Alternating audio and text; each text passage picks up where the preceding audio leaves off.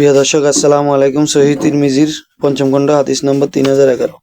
আব্দুল্লাহ ইবনে মাসউদ রাদিয়াল্লাহু তাআলা আনহু হতে বর্ণিত নিম্নোক্ত আয়াত বিষয়ে তাকে প্রশ্ন করা হইল অনুবাদ। যারা আল্লাহ তাআলার পথে নিহত হয়েছে তোমরা তাদেরকে মৃত ও মনে করো না, বরং তারা জীবিত এবং তাদের প্রতিপালকের নিকট হইতে রিজিক প্রাপ্ত। সূরা আল ইমরান 169 নম্বর আয়াত।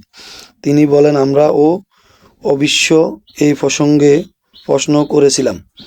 আমাদেরকে অবহিত করা হয় যে জান্নাতের মধ্যে তাদের রূহগুলো সবুজ পাখির আকারে যথা ইচ্ছে ঘুরে বেড়ায়।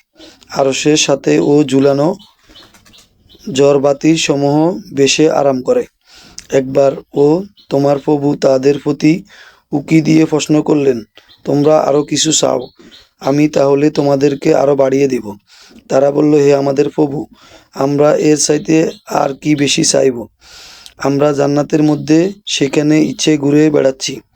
আল্লাহ তাআলা আবার উকি দিয়ে বললেন, তোমাদের আরও কিছু চাওয়া আছে কি?